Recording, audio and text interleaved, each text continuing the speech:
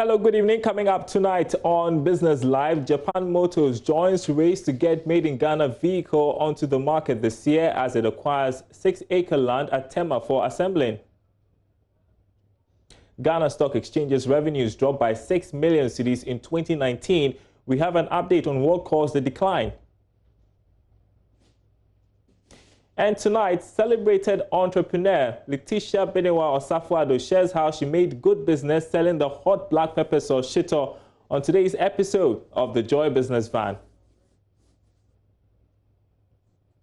Thanks for being with us as always. Details right after this break.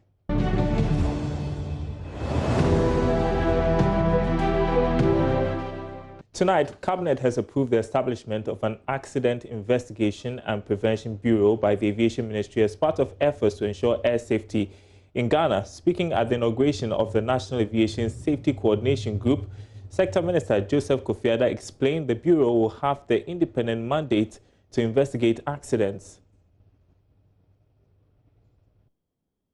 The COVID-19 pandemic has plunged the airline industry into an unprecedented crisis, and revenues are tanking. Despite these shocks, safety is paramount for players as they work to keep the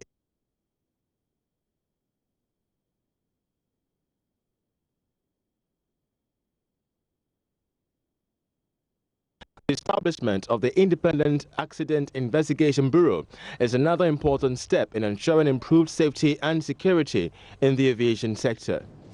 I'm happy to announce that the Ministry has received approval from Cabinet for the establishment of the Accident Investigation and Prevention Bureau.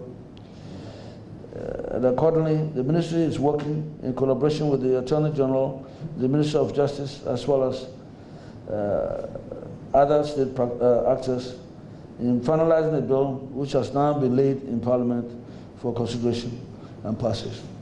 Indeed, just yesterday morning, I laid the bill before Parliament, and from here we're going to have a committee meeting and a certificate of agency to see if we can pass this in the next 2 weeks. At the inauguration of the National Aviation Safety Coordination Group, Director General of the Ghana Civil Aviation Authority, Engineer Charles Kraku, called for more collaboration with other stakeholders for a safer airspace.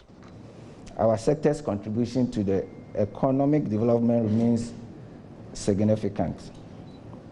Until the outbreak of COVID-19, air transport supported nearly 6.2 million jobs and generated $55.8 billion in GDP of Africa.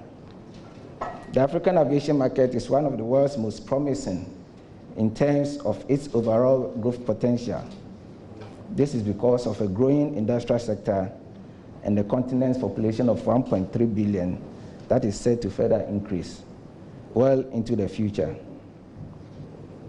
According to long-term traffic forecasts of the International Civil Aviation Organization, passenger traffic for Africa is expected to grow by 4.3% annually up to the year 2045, with freight traffic on track to expanding more than the global average of 3.9% annually within the same period.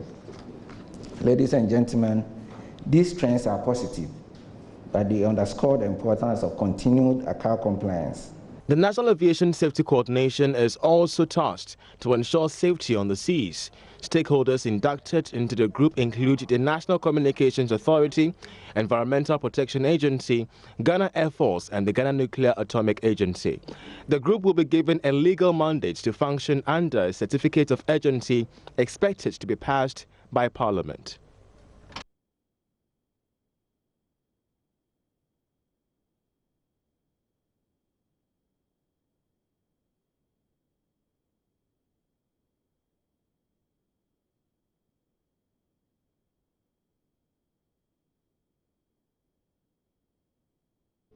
Now, the Ghana Stock Exchange, GSE, recorded a 6 million cedi reduction in revenue for the 2019 financial year as compared with the previous year. The performance is attributed to apprehension among some investors over the future of the exchange. At a virtual annual general meeting of the GSE, Chairman of the Board, Albert Essien, said the cleanup exercise by the Securities and Exchange Commission played a key role. There's more in the following report. The Ghana Stock Exchange reported a revenue of about 27 million cedis, a marginal decline from the 2018 performance of 32 million cedis. Total income of the year stood at 8.4 million cedis, while that of 2018 stood at 11.9 million cedis. Speaking to Joy Business, Chairman of the Board, Albert Essien, believes the market will perform better by the end of the year. Definitely, whenever you have a market that is ruffled, albeit for the good reason, yes, investors are a bit, they are careful. It's the right attitude.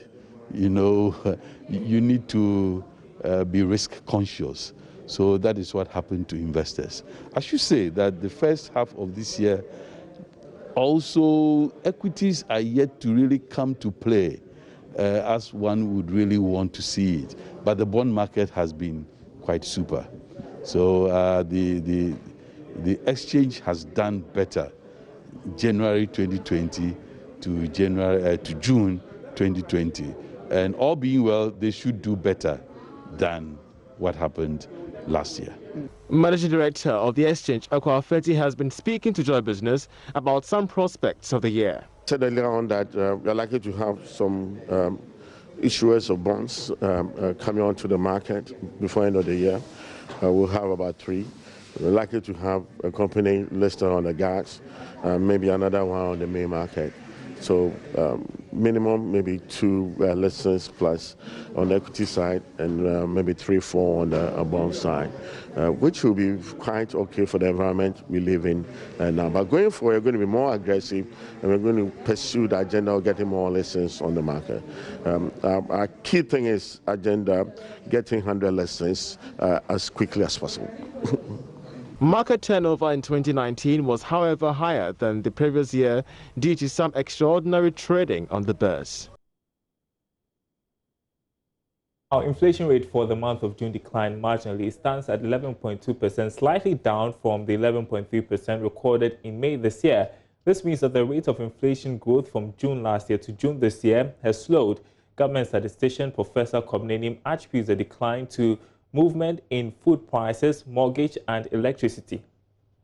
Rent charges, electricity and food recorded price changes that contributed significantly to the new inflation rate, according to the Ghana Statistical Services. Even though year-on-year inflation 11.2% is still higher compared to pre-COVID-19 inflation, month-on-month inflation 1% and month-on-month food inflation 0.1% are lower than the previous 2 months. This indicates that prices did continue to rise, but not as much as the previous 2 months.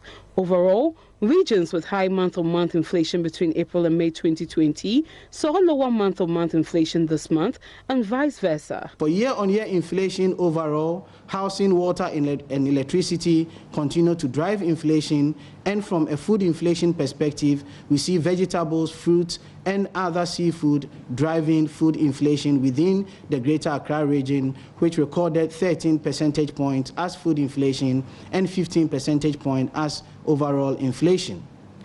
Ladies and gentlemen, we share with you highlights for June 2020 inflation rate.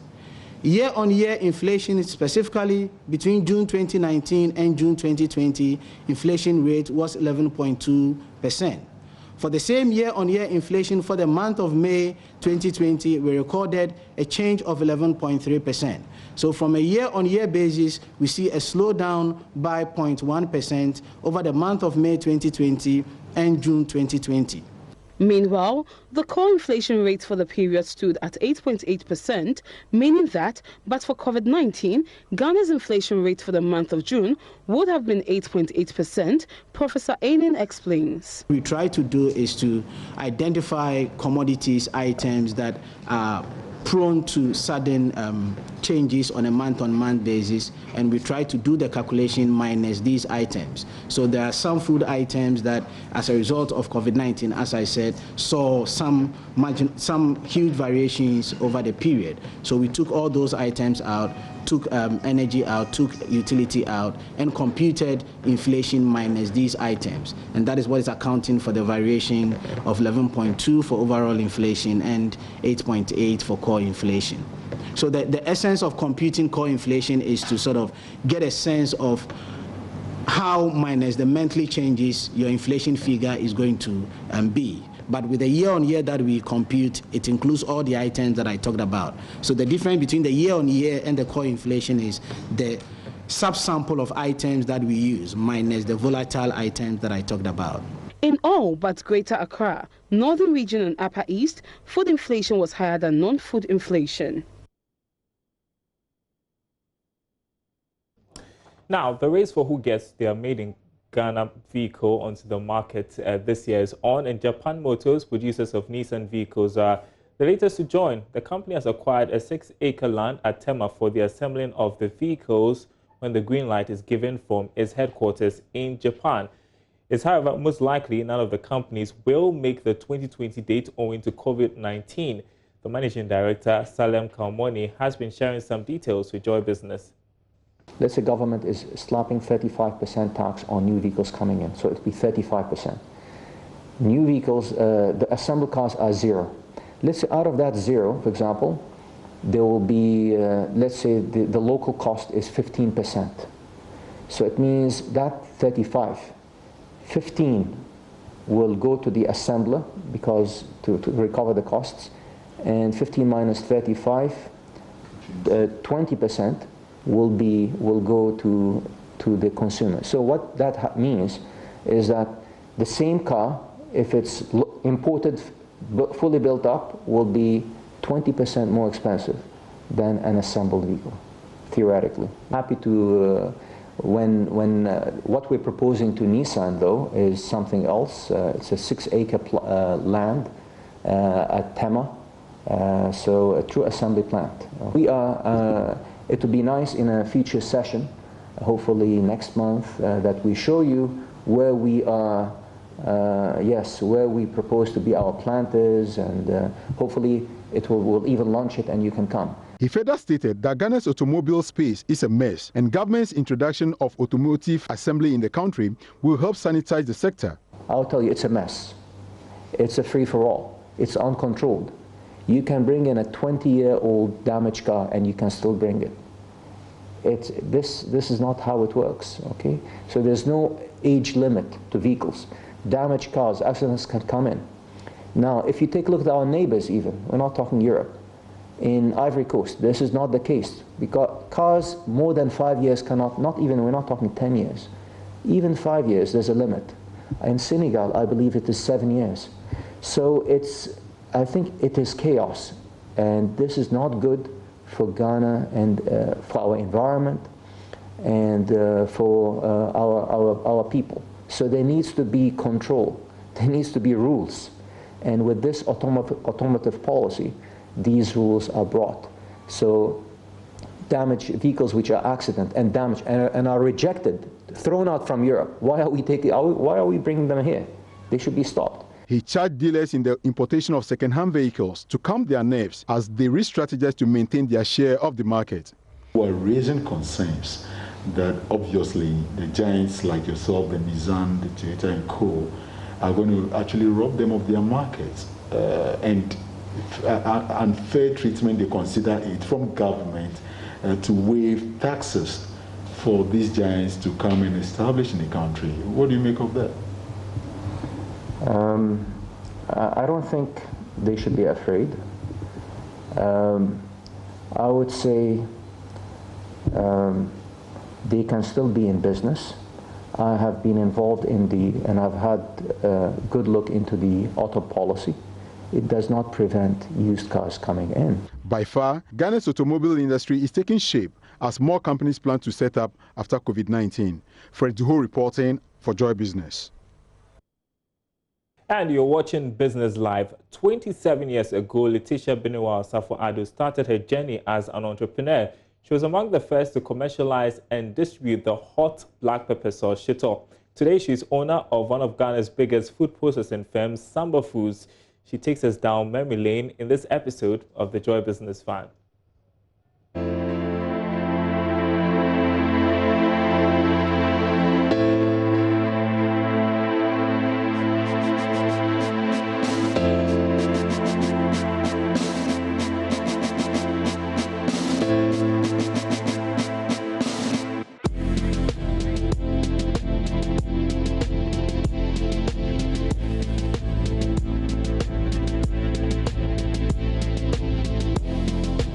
In 1993, Letitia Benoit Osafo-Addo, then a specialist nurse, felt a strong urge to explore the entrepreneurial competencies in her. She discovered a need. You know, up until 1993, when we started the production and distribution of shito, there was no ready-made Ghanaian shito on the market where you just go pick a jar. All shitos were being produced by various peoples in their own homes. But then for someone to think about producing it in commercial quantities, no one was doing that.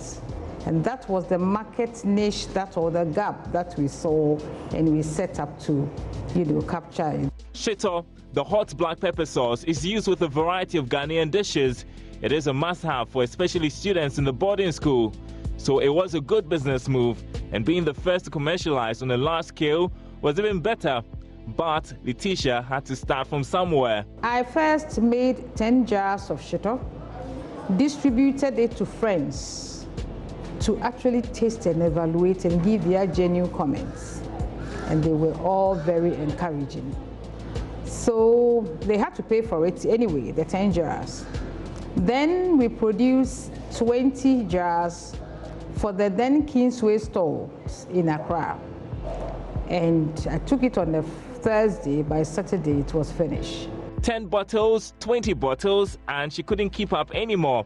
At this time, production was done manually in her kitchen, and Letitia had to keep up with increasing demand. She had to re-strategize and had to automate production. That she did with some funding support.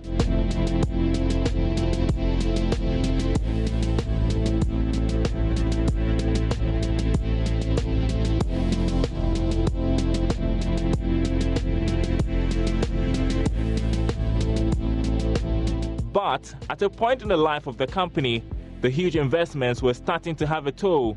Growth was slowing, and Samba Foods was yet to break even. What's worse, a joint venture failed, and the banks wouldn't budge either. It was an experience that I would never wish my worst enemy to have.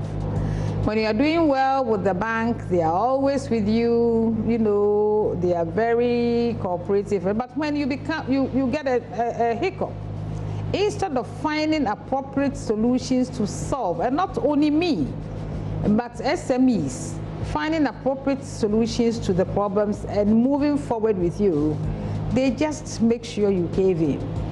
But Letitia would not give in just yet. Soon, she would get the breakthrough she needed. After the failed joint venture, we were lucky to get money from the Venture Capital Fund to expand. And it was at the same time that Yams Restaurants, that is KFC, was in the country looking for people or a company to produce for their KFC restaurants. And when you mention shito, it connotes Samba. They came here. So they took us through the food safety systems that we needed to put in place to pass their external auditing regime, to be able to supply them with the shito. Samba Foods had now included peanut butter and juices to its production. In 2015, it became the first indigenous company to list on the Ghana Alternative Market, operated by the Ghana Stock Exchange. Her contribution to industry in Ghana has been recognized by the state. Former President, the late Professor Evans Atta Mills, conferred on her the state honor, member of the Order of the Volta, for her invaluable contribution to the local industry in the category of food processing. But that is just one of several recognitions. The one that I really cherish is the one, about 3 of them. The state one, that is member of the Order of the Volta, that was presented to me by the late President, Professor Evans Atta Mills. I was the Marketing Woman of the Year 2000.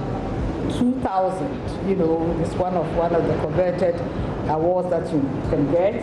And to crown it all was an award by SMIGA. Oh, she was referring to the SME Ghana Awards organized by Imaginate Company Limited.